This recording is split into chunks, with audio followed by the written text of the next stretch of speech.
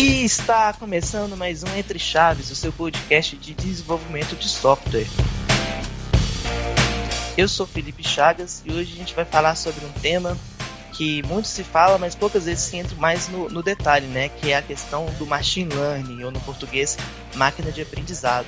Virtualmente aqui do meu lado está comigo também o Marco Borges. E aí, Marco, se apresenta para a galera. Ô Felipe, tudo bem? Obrigado aí pelo convite. Eu sou o Head Data Science do DTI e estou aqui para poder representar, né, essa grande área aí que é a do aprendizagem de máquina, e a gente poder discutir sobre algumas coisas que estão sendo vistas aí no mercado. E a gente também trouxe um convidado especial, né, o professor Adriano Vilela. Professor, dá um oi aí para o pessoal. Oi, gente, eu sou o professor Adriano Vilela, eu sou do Departamento de Engenharia Eletrônica da UFMG, né? Eu agradeço o convite, eu não conheci o Marco pessoalmente antes, né? Então eu recebi esse convite para conversar um pouquinho sobre a Machine Learning, né? Então espero que a gente consiga contribuir um pouquinho com o debate. Também temos aqui alguns colegas da DTI, como a Karen. A Karen, ela está representando aqui os engenheiros de Machine Learning, ou as engenheiras, né? Muito bem representada. Karen, dá um olá aí, pessoal. Bom dia, obrigada pelo convite. Eu sou, como o Marco falou, sou engenheira de Machine Learning na DTI. Fico muito feliz de poder participar dessa conversa e expandir os conhecimentos de Machine Learning para as pessoas. Nós temos também aqui o Francisco. Ele também é formado na UFMG, na área de... Eu acho que é engenharia de controle e automação, mas ele vai dar um oi aí para o pessoal. E ele já trabalhou com várias questões de otimização e também aprendizagem de máquina.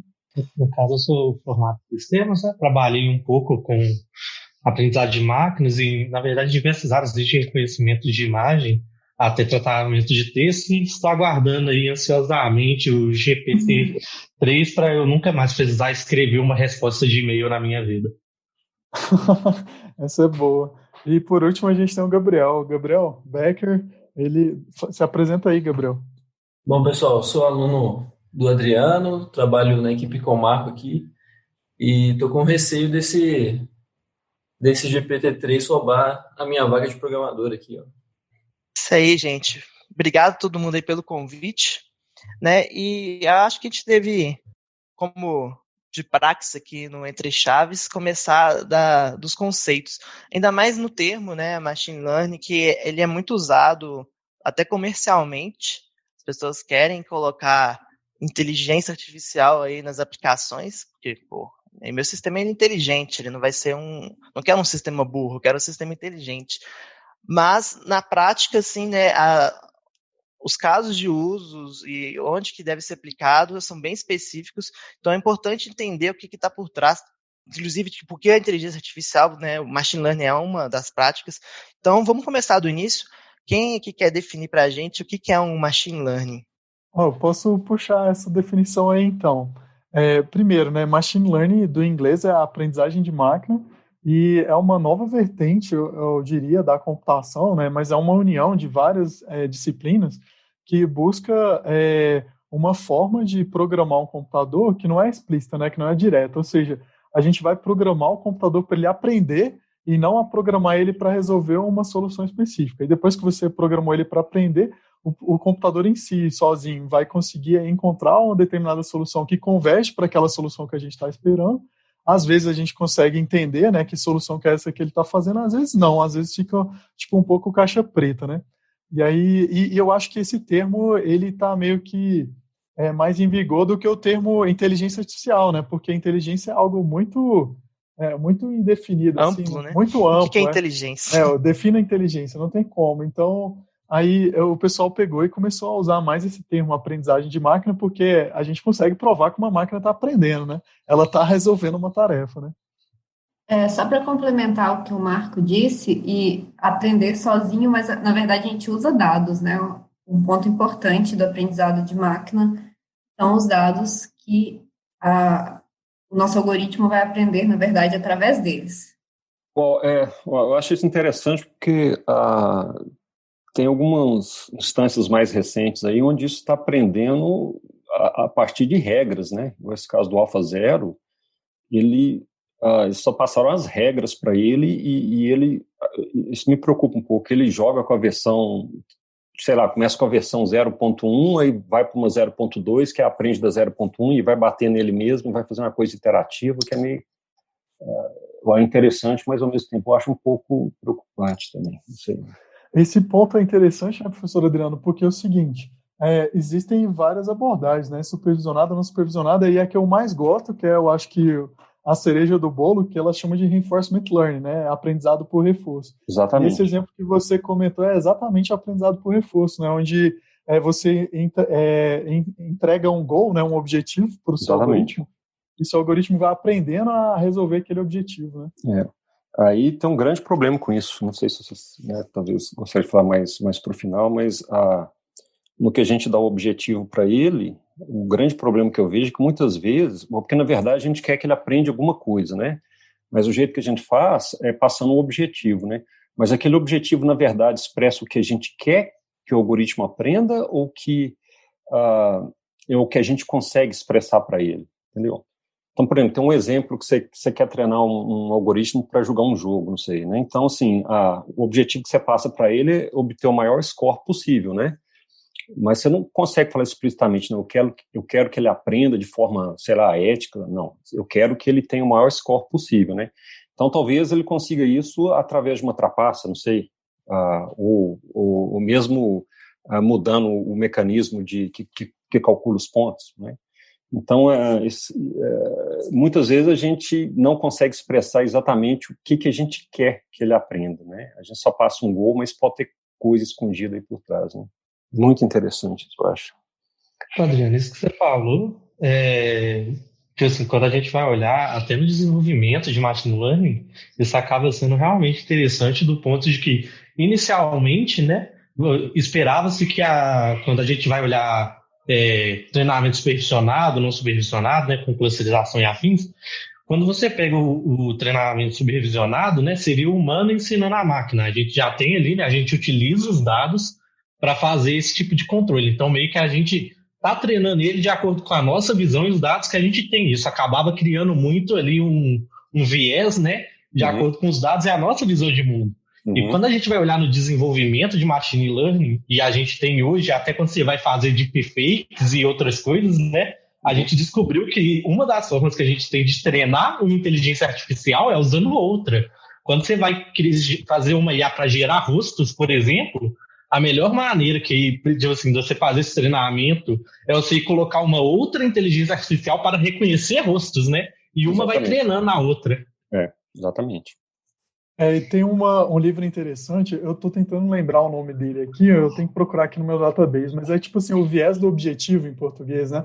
Onde um dos pesquisadores lá que fundou a AI, ele mostra que assim, às vezes o objetivo que a gente coloca, ele é um objetivo que ele precisa passar por objetivos intermediários para que ele possa ser conquistado, né?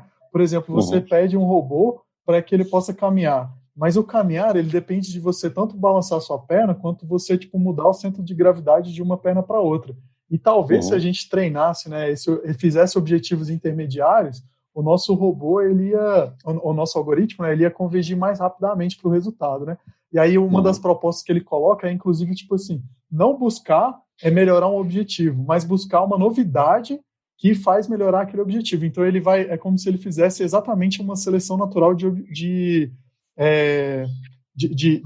mutações, né? E ele vai testando vários algoritmos que, quando o algoritmo ele demonstra uma novidade, ele favorece essa novidade permanecer um pouco lá no aprendizado, para que talvez essa novidade possa fazer convergir, entendeu? A solução. Mas assim, tudo isso fica parecendo muito mágica para quem nunca teve contato, né, com essa tecnologia. Qual que é o princípio do funcionamento de um machine learning, assim, para alguém que realmente não entende o que está por trás do mecanismo? Não, eu acho que o ponto principal é isso que o Marco falou no começo. Tipo assim, você quer um computador, sei lá, um agente para executar uma série de instruções para resolver um problema. Se você sabe colocar aquilo sequencialmente, as instruções que têm que ser seguidas passo a passo para resolver o problema, você programa o computador e ele faz aquilo. O problema é quando você não sabe todos os passos necessários. Então, você tem que arranjar algum tipo de algoritmo que vamos falar do caso de aprendizado supervisionado, que eu acho que é mais simples de entender, que você dá para ele uma série de entradas e saídas e fala, na hora que te der essa entrada, essa saída. E ele, de alguma forma, ele tem que, vamos falar, ele tem que ajustar seus parâmetros, né, vamos falar assim, ou seja, aprender esses parâmetros para conseguir reproduzir aquilo, né, qual que seria sei lá, um mapeamento entre entradas e saídas. Esse é o caso mais simples, né.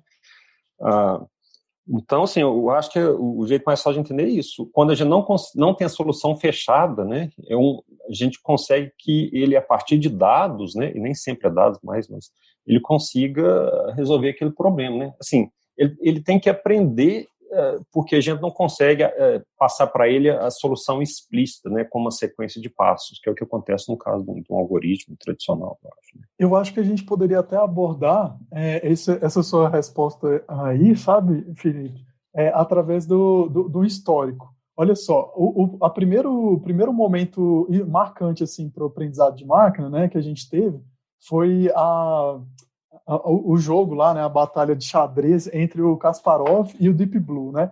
O Deep Blue, quando ele estava resolvendo as simulações lá do xadrez em 1997, mais ou menos, que ele conseguiu ganhar do Kasparov, ele estava utilizando regras do jogo. É como se a gente tivesse implementado, né, quais são as regras do xadrez, ele explorava quais eram todas as regras e ia buscando aquelas que favoreciam o melhor resultado para ele, né? Então, para que você pudesse resolver esse problema, né, que é um problema bem explícito, você precisava apenas de um computador mais forte, né, para poder processar cada vez maior quantidade de jogos e para que ele pudesse encontrar tipo aquele caminho dos jogos ou as jogadas, né, a sequência de jogadas que ia levar o Deep Blue para vencer, né? E o que o Kasparov fez, acho que nos primeiros jogos, foi fazer algumas jogadas que eram contra-intuitivas, que de certa forma fizeram com que a máquina fizesse mais erros e ele ganhou as primeiras partidas. Mas logo depois, quando o número, né, vamos dizer assim, de estados que o Deep Blue conseguiu processar era muito grande, e aí que ele conseguiu ver que o Kasparov, ele na verdade também estava gerando alguns erros nessa tentativa de enganar a máquina, aí o computador conseguiu explorar isso e ele ganhou, né? Só que logo depois disso, um novo algoritmo que ganhou, assim, de certa forma, um marco, né, na história da humanidade foi o tal do AlphaGo, né? Que ele é um algoritmo que ele não tem como você programar, né, para esse tipo de jogo, que é do xadrez chinês, algo explícito como foi feito no Deep Blue. Então, você só consegue pedir para ele, tentar ganhar o jogo, né? Você só consegue entregar esse objetivo. E ele foi aprendendo, né, olhando alguns jogos históricos, e depois ele foi aprendendo jogando consigo mesmo, até que chegou um ponto que foi agora, acho que foi em 2017, que o AlphaGo ele pegou e conseguiu ganhar do melhor jogador, né, do mundo de xadrez chinês. E aí, depois disso, eu acho que a coisa veio se desdobrando mais, né? Então, dá para ver, a distância que tem o Deep Blue do AlphaGo, ela é enorme, né, gente? Assim, é interessante, Marco, olhar essa questão que você falou do xadrez e até do Go mesmo, né? Porque, por exemplo, eu costumava ouvir muito isso na UFMG, né? Que o povo brincava que machine learning é sempre a segunda melhor forma de você resolver qualquer coisa. A primeira seria você ter tudo mapeado. O problema é que num jogo como xadrez, que você vai ter ali em média de 35 possibilidades por rodada, essa árvore de decisão ela se torna inviável. E no Go, que é mais de 200 jogadas, né? E o povo achou que estaria muito distante. O problema, o que eles não imaginaram seria exatamente essa escalabilidade de aprendizado, né? Isso mesmo, né? E por falar nisso, né, a gente tem outros algoritmos, né? Acho que alguém poderia comentar aí, tem o OpenAI5, que ele está ganhando aí as partidas se não me engano, do Dota, né? Que é aquele jogo famosão online que dá milhões em prêmios todos os anos. A gente tem o AlphaStar, que está ganhando também o StarCraft, né? E tem vários outros, né, nessa mesma linha que está tipo, evoluindo o que aconteceu lá no AlphaGo, né? Eu não sei se vocês lembram disso, mas em 2011 teve aquele Watson, né, da IBM, que ganhou aquele Jeopardy, aquele jogo de pergunta e resposta, né?